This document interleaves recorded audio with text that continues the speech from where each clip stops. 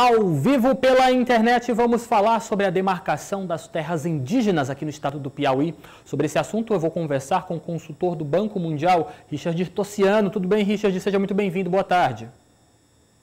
Boa tarde, Lívio. Boa tarde a todos os telespectadores do programa Dia. Satisfação estar com vocês aqui. Satisfação nossa em te receber.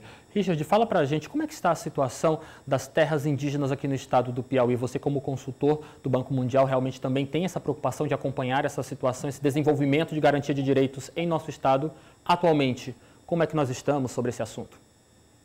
Você colocou bem, né, Lívio? A garantia de direitos que são direitos constitucionais no Brasil, né? Desde 88 tem muito claro na legislação brasileira de que os indígenas eles têm direitos originários a seus espaços, às terras, e cabe ao governo federal regularizar os territórios indígenas, né, para que eles possam reproduzir sua cultura, reproduzir-se economicamente e socialmente e manter suas tradições nesses territórios, né?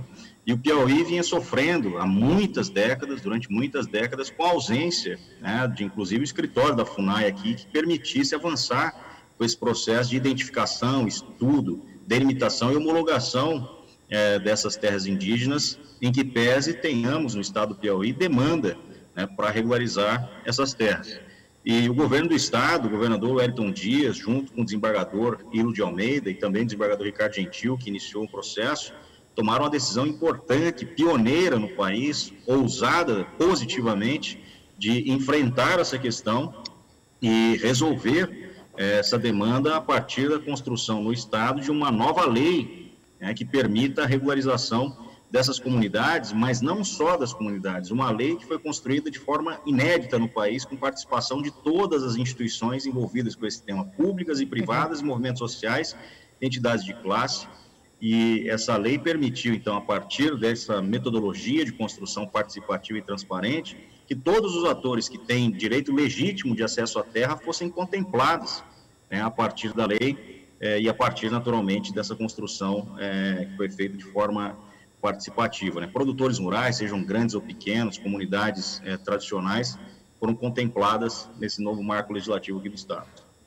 Richard, então a gente pode falar que essa questão da nova legislação é uma tentativa de se corrigir uma injustiça histórica contra os nossos indígenas, não é isso? Exatamente, né? Tem uma injustiça histórica que ocorre no país, ocorre, claro, na América Central, nós sofremos muito com isso, na América Latina como um todo, né? Especialmente nesse momento em que há, né, uma baixa perspectiva de avanços para os governos centrais criarem e delimitarem as terras, especialmente para essas comunidades mais tradicionais. Então, o estado do Piauí está na vanguarda novamente. Que bom. Para garantir direitos a partir de uma iniciativa do governo do estado, né, junto com o Poder Judiciário, que apoiou e coordenou a formulação dessa lei para que permitisse a regularização dessas comunidades, dos produtores rurais e dos agricultores familiares.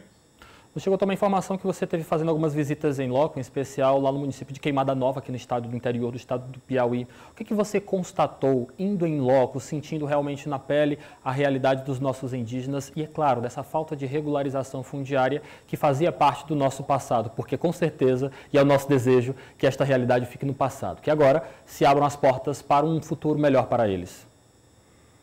Nós identificamos, a partir do trabalho integrado com o Núcleo de Regulação Fundiária e o INTERP, precisamos aqui, obviamente, acreditar muito dessa conquista ao Instituto de Terras, né, ao Chico Lucas, que é o presidente do Instituto de Terras, que conduziu esse processo com grande maestria, né, e o governo do Estado.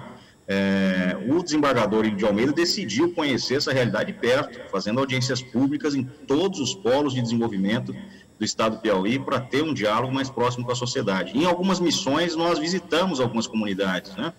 E o estado do Piauí, como é uma realidade não só daqui, mas do Nordeste como um todo, e nessa região do Mato Piba, que envolve Maranhão, Tocantins, Piauí e Bahia, ainda sofre muito com a chamada informalidade na ocupação das terras, né? Ou seja, ainda nós temos muitas terras públicas com ocupação de comunidades tradicionais, indígenas, quilombolas e agricultores familiares. Então, naturalmente, essas comunidades são comunidades que ainda vivem numa condição de pobreza, com baixo desenvolvimento, com a baixa produção agrícola, porque essa informalidade deles, ou seja, eles não tendo esse documento da terra, eles não têm condições de acessar políticas públicas, acessar algum financiamento, e essas comunidades que precisam ter seus territórios reconhecidos, acabam não tendo a proteção do seu território, né, e ficando suscetíveis a algumas invasões e ações irregulares e crimes praticados por grileiros, que é, infelizmente, também uma prática comum, especialmente nessa região chamada de Matopiba, que envolve o Maranhão, Tocantins, uma parte do estado do Piauí e uma parte do estado da Bahia. Richard, muito obrigado pela sua participação, mas só para encerrar nossa entrevista de agora, queria que você falasse para a gente, e o próximo passo? Após todo este momento, é lá, claro, que também sentir em loco a realidade do estado do Piauí, depois dessas visitas, qual o próximo passo para se trazer concretamente uma regularização fundiária aos nossos indígenas piauienses?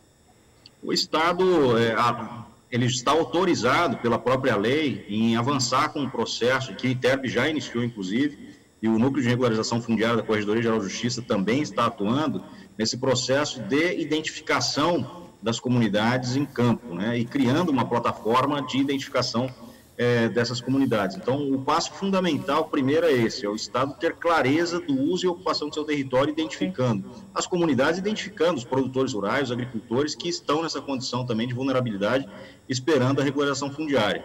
Então, há esse passo que está previsto ali na lei e, naturalmente, após essa identificação, né, cabe especialmente ao Executivo, né, avançar com o seu processo de regularização fundiária. Mas devemos, obviamente, chamar a atenção de que o governo federal tem uma responsabilidade nesse processo, né, de identificação, delimitação e homologação das terras indígenas e precisa avançar com esse processo, especialmente onde essas comunidades, a partir dessa vulnerabilidade, estão sofrendo algum tipo de esbulho, ou expulsão ou perda dos seus territórios.